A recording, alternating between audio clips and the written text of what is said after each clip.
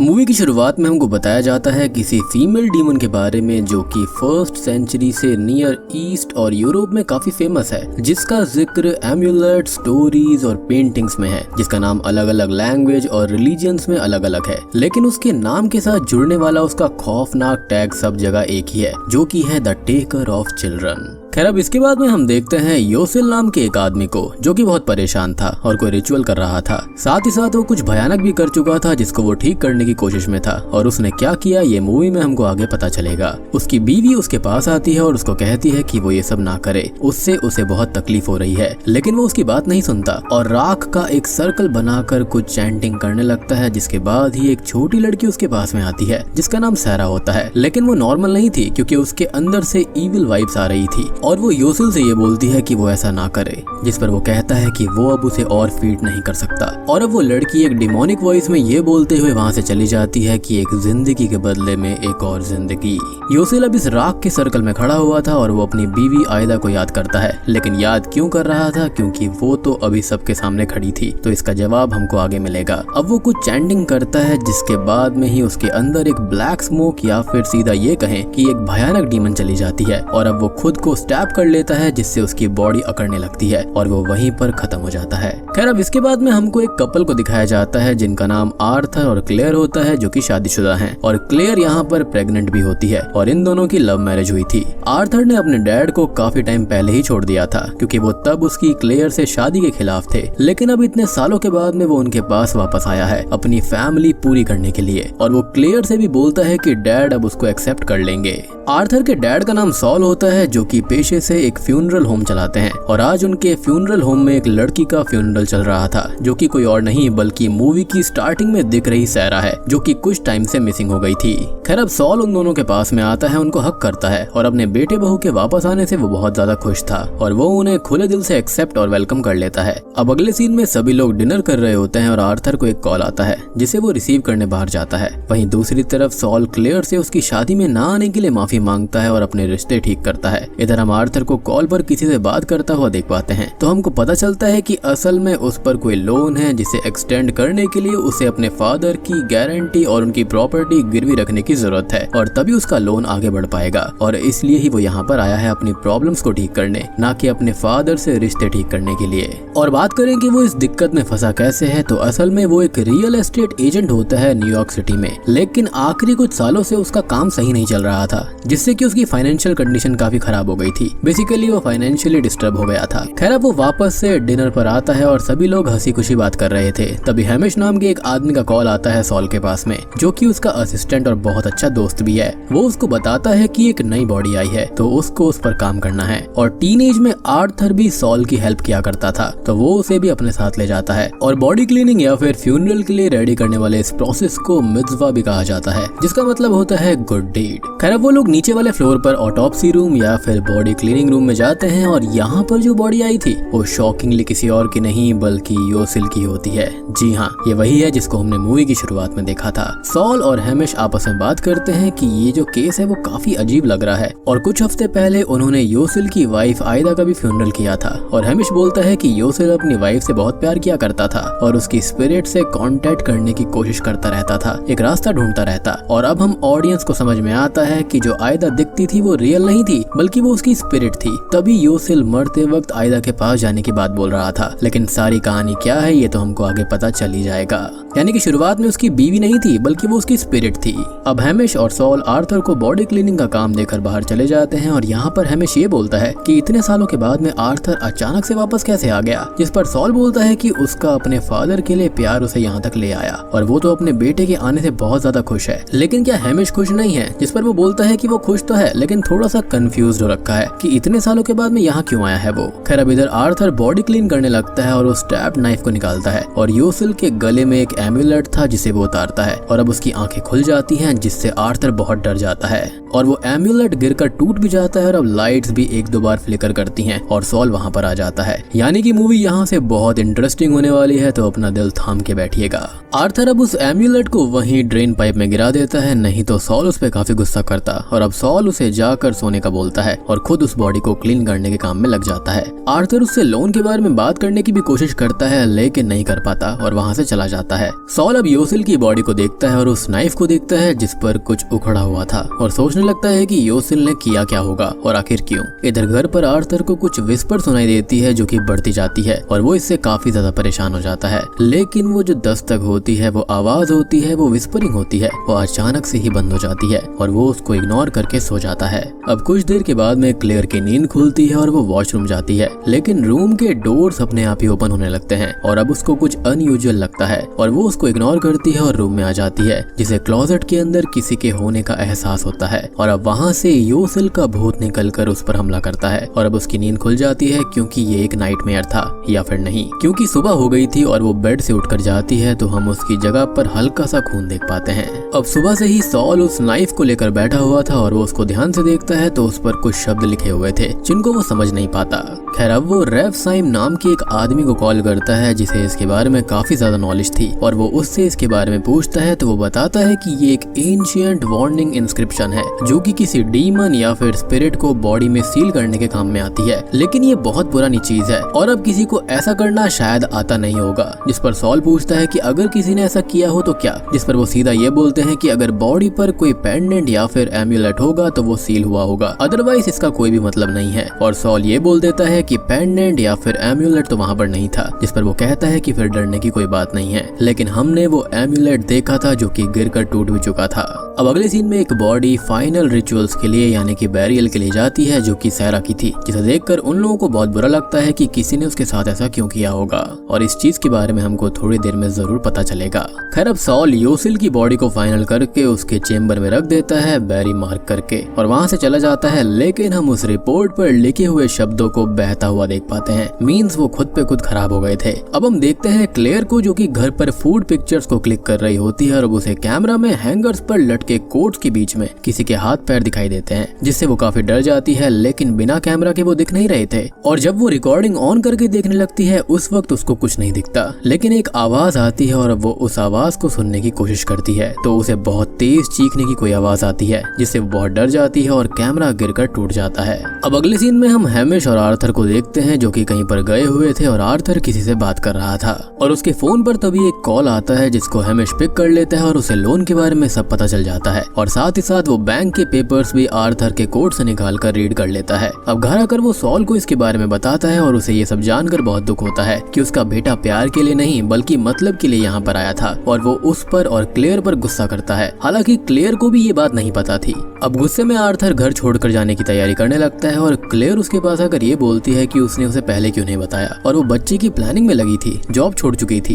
कम से कम वो कुछ तो कर ही लेती। जिस पर वो कहता है कि उसने घर बनवाने में सारे पैसे लगा दिए और उसने अपने बैंक वाला लोन भी उसमें लगा दिया था, लेकिन आखिरी 2 सालों से वो सेल ही नहीं कर पाया, इसलिए वो कर्जे में डूब चुका है और वो बहुत ही ज्यादा परेशान है। क्लेयर उससे बोलती है कि उसे डैड से बात करनी चाहिए थी, जिस पर वो कहती है कि उसके डैड प्रेयर्स में ही लगे रहते हैं और जब उसकी मदर आखिरी टाइम में थी तो उन्होंने प्रेयर्स ही करी थी और उससे भी कराई थी, लेकिन देखो क्या हुआ, उसकी मदर को उसने खो दिया और वो उन्हें अभी हर्ट नहीं करना चाहता बल्कि सब कुछ ठीक करना चाहता था, जिसके साथ ही वो रोने लगता है और क्लेयर उसको संभालती है। अब रात को सॉल अकेले ही बॉडी रूम में बैठा था और बहुत इमोशनल था और आर्थर को भी उसके लिए बुरा लगता है तो वो उससे माफी मांगने जाता है, लेकिन हिम्मत हार कर वापस चला आता है। लेकिन यहाँ पर मेरे हिसाब से उसको बात कर लेनी चाहिए थी, क्योंकि अब सॉल को कुछ आवाजें आने लगती हैं और लाइट्स अचानक से ही फ्लिकर होने लगती है, जिसके साथ ही उसके सामने आती है एक बहुत ही भयानक डीमन और इसी का नाम है यहाँ पर अबीजू द टेकर ऑफ चिल्ड्रन और वो सॉल को तुरंत ही खत्म कर देती है। अब अगली सुबह आर्थर नीचे आता है और सॉल को देखकर बहुत इमोशनल हो जाता है और रोने लगता है, क्योंकि उसके फादर इस दुनिया में नहीं रहे थे और सब लोग ये बोलते हैं कि उसे हार्ट अटैक आया था। लेकिन हैमिश बैंक पेपर्स आर्थर के हाथ में देते हुए ये बोलता है कि उसने अपने फादर का दिल तोड़ा था और वहाँ से चला जाता है और सॉल ने आखिरी नाइट बैंक पेपर्स पर साइन कर दिया था, यानी कि उसने इस फ्यूनरल होम को गारंटी पर रख दिया था ताकि लोन को एक्सटेंड करा जा सके। आर्थर को बहुत दुख होता है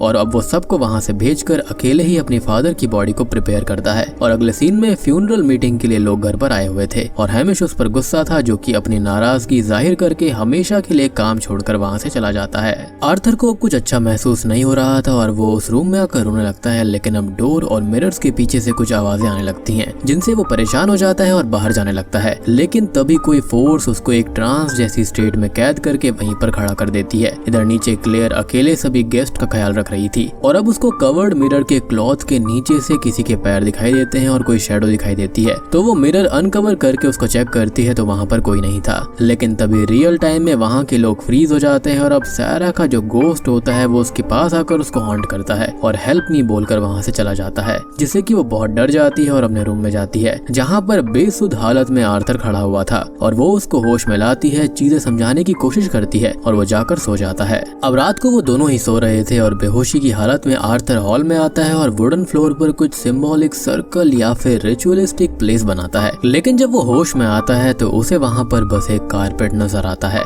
अब वो क्लेयर के पास जाता है और बहुत परेशान होकर ये बोलता है कि वो पागल होने लगा है, जिसको वो संभालती है और ये कहती है कि वो लोग वापस उनके घर चले जाएंगे और सब कुछ ठीक हो जाएगा। अब अगले सीन में फाइनल स्टेप्स के लिए कुछ लोग योसिल की बॉडी लेने आते हैं, लेकिन रिपोर्ट्स के शब्दों को बिगड़ा हुआ देखकर वो ये बोलते हैं कि इन रिपोर्ट्स के अंदर कुछ भी समझ ही नहीं आ रहा और ये केस तो काफी पेचीदा लग रहा है, तो इसको तो पुलिस को रिपोर्ट करना चाहिए। और आर्थर उनको समझाता है, लेकिन वो लोग उसे पेपर्स पूरे करने का बोलकर वहाँ से चले जाते हैं और हैमिश भी अब काम छोड़ चुका था, तो आर्थर को यहाँ पर कुछ भी समझ में नहीं आता। खैर अब वो योसिल के सामान में से उसके घर की एक कीज लेता है और उसके घर चला जाता है सब कुछ चेक करने के लिए। यहाँ पर घर पर वो चेक करने लगता है तो उसे बहुत ही अजीब सी चीजें मिलती हैं, जैसे कि डिमोनिक रिचुअल्स, नोट्स, सैटानिक चीजें और काफी कुछ मिलता है। और आखिरी शब्द जो योसिल ने टाइप किए थे वो ये थे कि मुझे माफ कर देना। अब कुछ वॉइस रिकॉर्डिंग टेप्स भी मिलती हैं जिसके अंदर किसी चीज या फिर समरिंग के अटेम्प्ट्स के बारे में लिखा हुआ था। आर्थर वो टेप्स प्ले करता है और आसपास देखने लगता है तो उसे फ्लोर पर एक बड़ा सा सिंबॉलिक सर्कल बना हुआ मिलता है और ऐसा ही सर्कल उसने आखिरी नाइट बनाया था, जो कि शायद उसके ड्रीम में था या फिर रियल, उसको नहीं पता।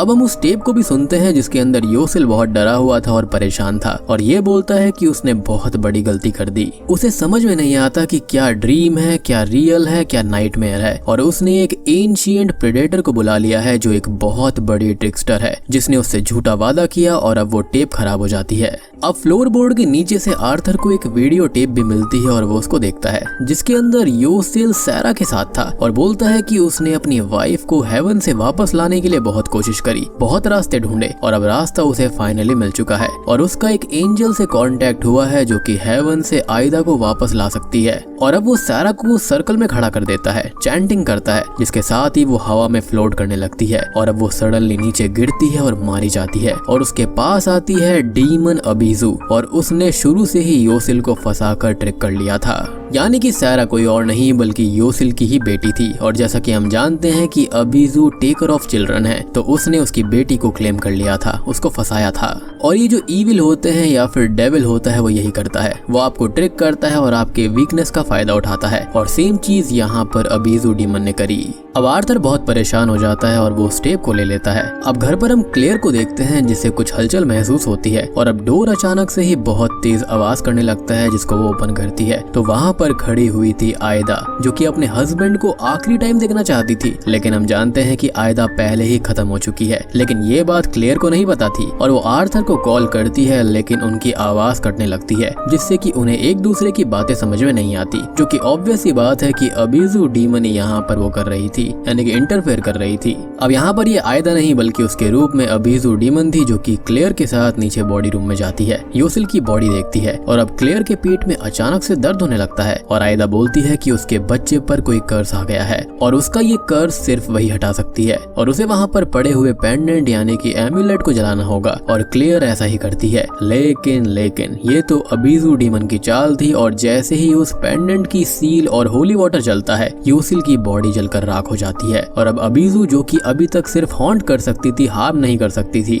और उसके पास में उसकी फुल पावर्स भी नहीं थी, तो वो अपनी कैद से आजाद हो जाती है और उसका ट्रू फॉर्म देखकर क्लेयर उससे डर कर भागने लगती है। यानी कि योसेल की बॉडी के अंदर वो अभी तक कैद थी, लेकिन यहाँ पर एम्यूलेट जलने के बाद में वो आजाद हो गई। अब वो जैसे तैसे घर पर आती है और आर्थर को कॉल करती है, लेकिन फोन हाथ से निकलकर फ्लोर पर जा गिरता है, और वो भी उस सर्कल में। मींस अबीजू ने वो आर्थर से बनवाया था, यानी कि वो कोई सपना नहीं बल्कि आर्थर ने वाकई में वहाँ पर वो सर्कल बनाया था। और ये सर्कल एक सैक्रिफिशियल प्लेस की जैसी है, जिसके अंदर आते ही वो बच्चों को क्लेम कर लेती है, जैसा कि उसने सैरा के साथ में किया था योसेल को ट्रिक करके। और अब क्लेयर के अनबॉर्न बच्चे के साथ वो सेम चीज करना चाहती है, लेकिन क्लेयर डर जाती है और डिनर टेबल के नीचे छुप जाती है, लेकिन अबीजू डीमन उसको ढूंढ लेती है। अब आर्थर घर पर आता है और वो क्लेयर को ढूंढता है, तो वो बेहोश रूम में पड़ी हुई थी और उसके पास सैरा के रूप में अबीजू खड़ी हुई थी, जो कि उससे एक डील करने का बोलती है कि वो कोई और बच्चा लाकर उसको दे दे और अपनी वाइफ और अपने बच्चे को बचा ले। लेकिन वो ऐसा करने से मना कर देता है और क्लेयर को उठाकर वहाँ से भागता है। लेकिन जैसे ही डोर के बाहर वो आता है, क्लेयर उसके हाथों से गायब हो जाती है और वापस से उसी जगह पर बेहोश दिखाई देती है।